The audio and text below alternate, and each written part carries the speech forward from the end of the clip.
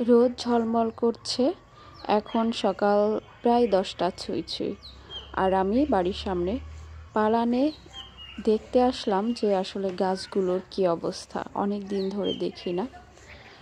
তো এদিকে এত সুন্দর দৃশ্য, আর চারদিকে হচ্ছে পাখির ডাক। আর শিশিরগুলো এখনও কিন্তু শুকায় নাই, যদিও অনেক রোদ, বাট প্রত্যেকটা ঘাসের ডগায় চিকচিক করছে শিশির, পা ভিজে যাচ্ছে একদম। আর এইদিকে এই যে একটা বাঁশের উপরে যে কালো পাখিটা, এইটা আমি জানি না, যে এক একজন হয়তো এক এক জায়গায় এলাকায় এক এক নামে ডাকে। এটা বইয়ের নাম হচ্ছে সম্ভবত ফিঙ্গি হবে। এত কালো, কুচকুচে কালো একদম। তারপরেও জানি কেন আমার কাছে এই পাখিটা অনেক বেশি ভালো লাগে। আর এই পাখির ডাকটা এত বেশি সুইট, মানে দেখতে যেমন তার থেকে হাজার গুণ সুন্দর ওর ডাক।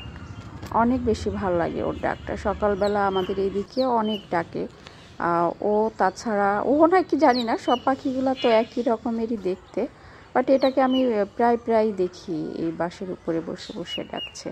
আর এইদিকে সরিষা ক্ষেত, সরিষার ফুল নাই, সরিষা একদম পেকে গেছে, কিছুদিন পরেই তুলতে হবে।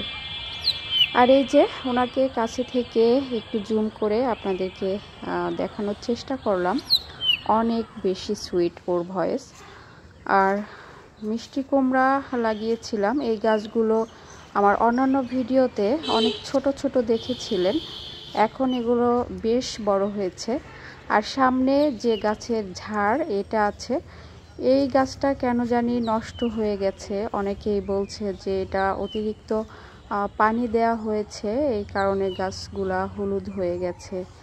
আবার এক একজন এক এক রকমের কারণ বলছে। আর এই কুমড়া গাছে, মিষ্টি কুমড়া গাছে যে পরিমাণ ফলন হয়েছিল, তাতে গাছ থাকুক না থাকুক, এই সময় এসে গাছ মারা গেলেও আসলে কিছু আসতে যাইতো না।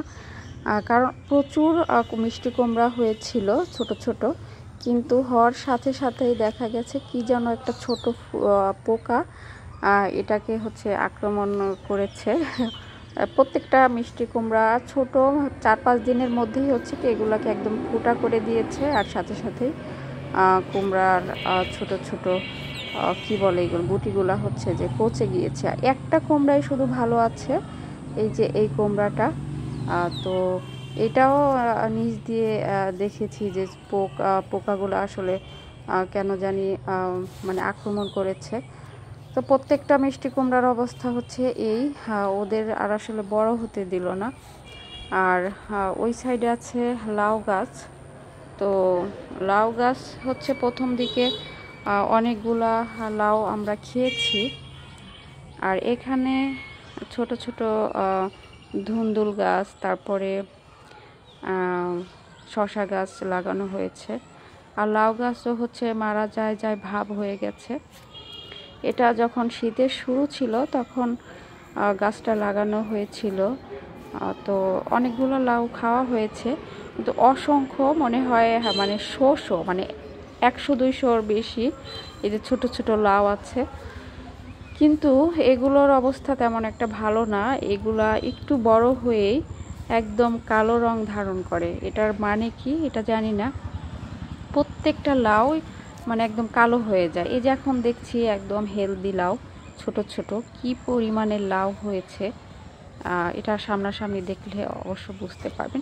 এই যে কত বড় একটা লাউ, এটা অনেক বড় সাইজের একটা লাউ, বাট এটা একদম মানে হয় যে মানে কালো হয়ে গেছে। মনে হয় এটার লাউয়ের জাতটাই মানে কেমন একটা কালো, মনে হয় না যে এটা নষ্ট হয়েছে, একদম তেলের মতো আছে, অথচ লাউটা দেখতে একদম ব্ল্যাক।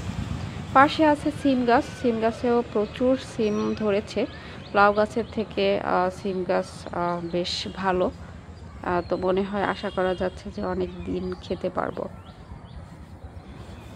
তো সবুজ ঘাস, শিশির ভেজা ঘাস। আর এই তো আমাদের বাসা তো দেখতে মনে হচ্ছে যে দূর থেকে দেখে মনে হয় কি এটা একটা হচ্ছে জঙ্গল।